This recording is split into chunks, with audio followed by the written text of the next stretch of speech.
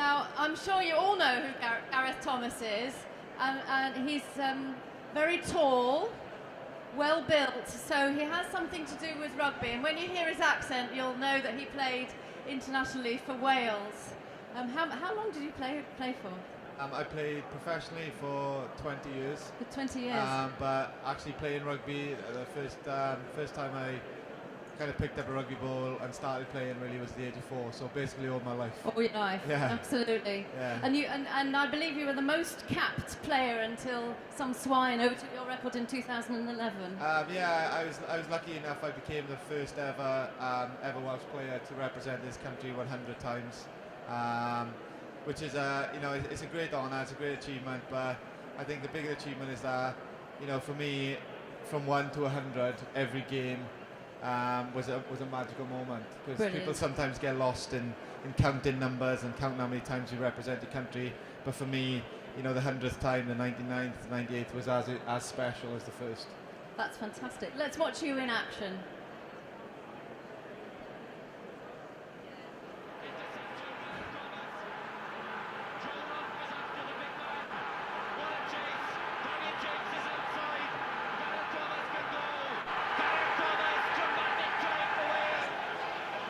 But the Lions have lost their scrum half. Johnny Wilkinson comes in. Gareth Thomas! Oh, what's the captain doing? What is the captain doing? In support. So too Martin Williams. Cooper gets it out to Jones. To Gareth Thomas for the corner. Gareth Thomas gets there! And that's the one he's been waiting for. That is the one which breaks Ian Evans' choice. How do you feel when you see those? Yeah, it's great memories, because I worked extremely hard as a child. I sacrificed a lot, as a teenager growing up, and a guy is to sacrifice, things when your friends are all going out partying. Yet your dedication is to something which means you can't go out and party, you can't live your life like the other guys are doing. To see it, is nice. It's just good. Yeah. Absolutely. So tell me a bit about, how did you, all through those training years when you were young and all your mates were off getting the girls, being out and having drinks and all that sort of stuff, how did you keep your determination? Yeah, I come from a family and an upbringing which, meant we didn't really have much.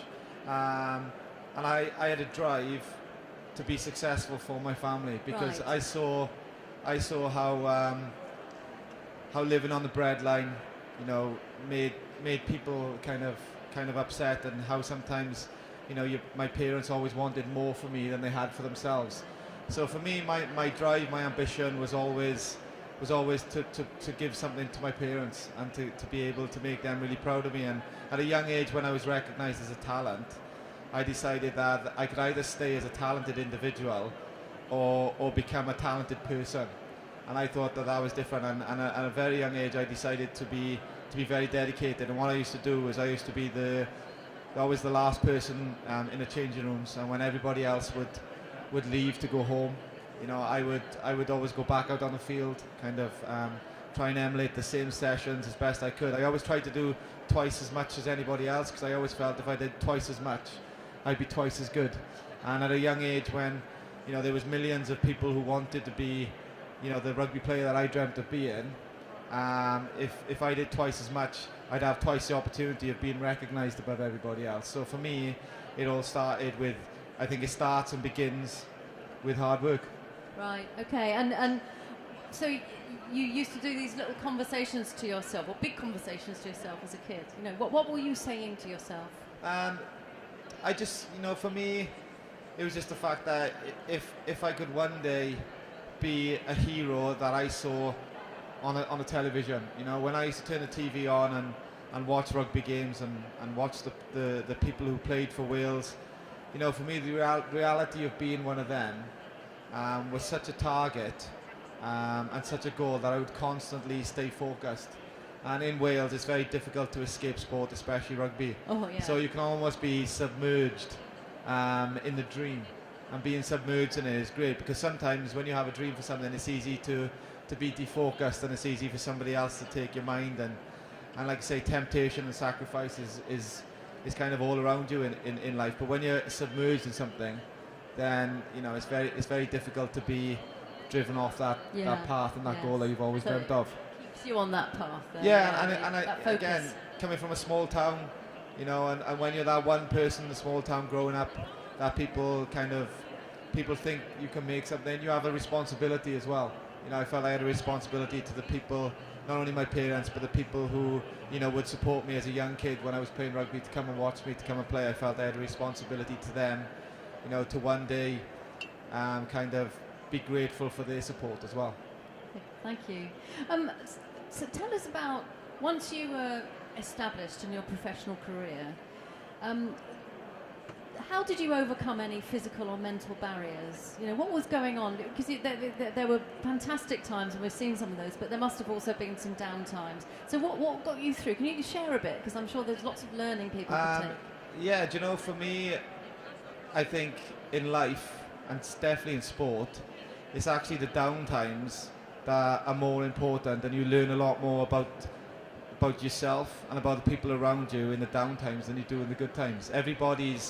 Everybody wants to be around when you're lifting a trophy or around when you're winning a game, but it's only the real people who care, want to be around and want to put and be a shoulder for you to cry on when the times are tough. So, what I felt, I learned in all my career, was that the negative things would always try and turn into positives. So the reason that one year, Wales as a national team were doing terribly well, terribly poor, and I was the captain, and I felt that, the nation was against us. You got 3 million people wanting to put you down, yet as a team, the year after we went out and we did an amazing achievement and we won the Grand Slam. But the only reason we won that Grand Slam that year is because we realised how bad it was to lose. And only when you realise how bad it is to lose do you feel the effects of winning.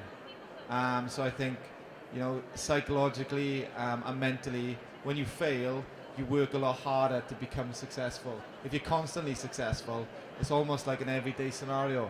And all that happens is you end up not working at your weaknesses. You only stick to your strengths. But one day you're going to fail. And it's better, for us, I felt we learned so much more, and I learned so much more about myself with coping with failure. Okay, and you had some health scares and injuries, so how did you get through those? Was it a similar mindset? Yeah, it's very difficult. When you're part of a team and you get an injury, all of a sudden you become on your own, because oh yes, of course. You lose somebody takes your place in the team. You have to walk away from the team to recover, and it's very difficult when you're so used to having this camaraderie of team around you. But for me, the drive was always to get back into the team. It was never to get myself any better, because I knew that would come with professional help. But for me, when you sit at home and you have your leg in your cast, or you have some serious injury that means you can't really do anything, then it's all about that drive to want to get back into the team, to never forgetting what that team meant to me, never forgetting what being part of that team was to me. So the constant drive was to be another cog in the chain, because I always feel when you're part of a team, you have a family. It's like a second family, and every cog in that chain is vitally important. But you're allowed to have your own life, but only when you're away from that team environment. So sometimes the injury can be a breath of fresh air, because you can think about yourself for a minute, but the reality is when you're ready to go back in, you have to go back in. And the last person, I believe, really, as I was a captain of team, the last person that I could ever really think about was myself. It was always about the other players and how the other players felt. So sometimes for me, having an injury meant I could actually think about myself for a while, because I was outside the team environment. I mean, is there any learning around that for you? I mean, if you, looking back on it, should you have taken more care of you yourself, or was that absolutely what made you tick, being part of that team? No, I feel that's what made me, I think, a successful rugby player, but more importantly, I think a successful person, because I captained a lot of teams, and I always say to people that anybody can be a captain, anybody can have a tag of a captain, but ultimately you can only be a leader if people are willing to follow you. So if somebody makes you a captain, that's great, but then it takes hard work to get the players in your team to be able to follow you. So for me, I dedicated my life really to the sport, but also to the players to be able to lead me, because rugby, like life, is pretty non-forgiving sometimes. Yes. And it's nice to have people around you the most of the time, because it's very difficult to deal with things on your own. So I always found if I was willing to give as much sacrifice to my teammates as I would expect from them, then nothing ever really was something I could never overcome, because I could always go to somebody else for that, because I'd shown in the way I lived my life and the way I played my sport and did my job that I was willing to sacrifice so many things for other people, that if you're willing to show that for other people, then they'll show that back for you. Yeah, absolutely. So talk about being the leader. What strengths did you bring, and where do you think those strengths came from? I don't know where the strengths came from, but I truly believe, as far as leadership goes, is that everybody in this world has the capability of being a leader. It's whether they're given the opportunity to put themselves in the scenario of whether they're willing to sacrifice certain things to have people follow them. And for me, growing up, I was always a foolish kid. I used to play around a lot, and I never thought that I could ever lead anything. But there was one day when I was given the opportunity to lead my national team and the club I played for, that I realised how good a leader I could be if people were to give me the opportunity. So for me, again, it was something, I think responsibility is something that you either grow with or you don't. And for me, it was something I grew with. And I think if you don't grow with responsibility, that's not a bad thing. That just means that you're not going to be a leader, which also sometimes isn't a bad thing, because like I say, a leader has to have followers. So for me, I found that responsibility meant that I could take things a lot more seriously in my life, but also I could find out so much more about other people, because when you have a team, everybody thinks a team has one goal, but actually a team has many individuals in it. And I found it a really interesting way of finding out about everybody's individual strengths and weaknesses, Right. And kind of flourishing on some of their strengths, and finding a lot out about myself, how I overcome other people to overcome their weaknesses. Yeah. So can you give us an example, or is that? There would be a lot of people, if you were playing a rugby match, and prior to the kick-off, people would kind of become so nervous that they felt they couldn't perform, that they'd forget what their role was, they'd forget what their responsibility is. And the thing is I myself also had to try and compose myself to understand, because I have a job to do as well. And you'd see, if you watch people intensely, you usually see the ones that usually they're very quiet, yet all of a sudden they're very loud. Or usually they're listening to music, and on this certain time they decided not to listen to music. And then, all of a sudden you'd sit down with them people and you'd ask them the question.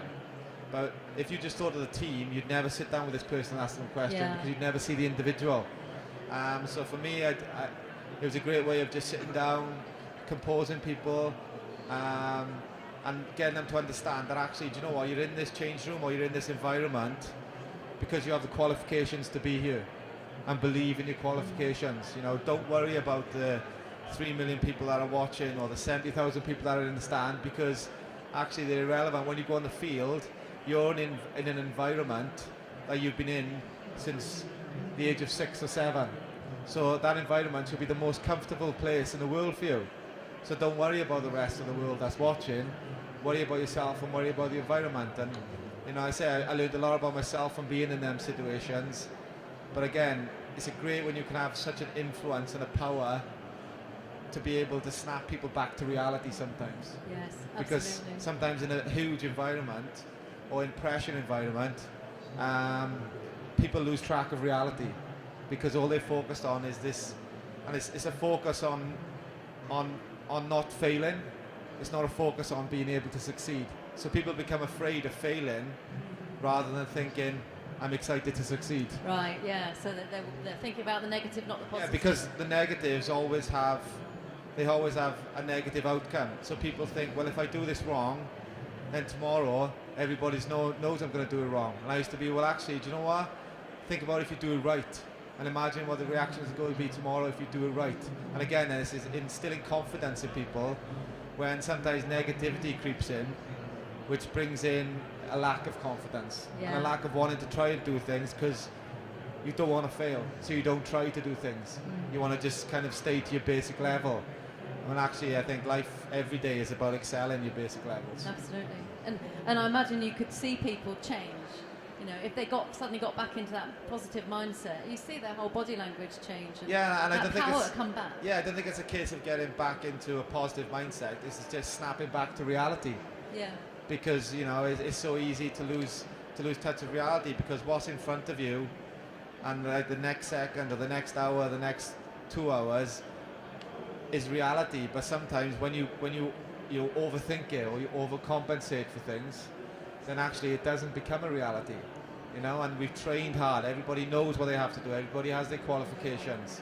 Everybody's in an environment that actually we should be comfortable, not afraid of. Yeah, that's great, and I can see absolutely how that translates into business. So when you retired from rugby, you've transitioned into business. Can you tell us a bit about the transition and what you're doing now? My transition from sport to business was probably, I played a sport which I suppose you could say is pretty scary, but actually was the scariest thing I've ever had to do in my life. Right. Because I was going from an environment in which I had been comfortable, because I'd been in this environment since the age of 6. To all of a sudden, going into a business environment, which is something I had no idea what to do in. And I quickly learned to realise that actually I did, because even though I don't have any qualifications, I have a lot of life skills. And I think in business, qualifications and life skills are on a par. They're as important as each other, because actually, the reality is you're dealing with people and other people who've had life skills. So they don't always look at your qualifications. When you sit down in front of somebody and you present them their qualifications, then you have to do an interview. And an interview process is all about understanding dialogue and learning to speak with people and learning to connect with people. So I kind of, after a while of being afraid, I kind of learned to realize that life for me is all about stages. And I didn't want my life to be one stage of rugby. I didn't want to be known as an ex-rugby player. So this is my second stage of my life, where I want to be known as somebody who can be successful in business. But first of all, I had to find something that I enjoyed, because I was good at rugby because I enjoyed it.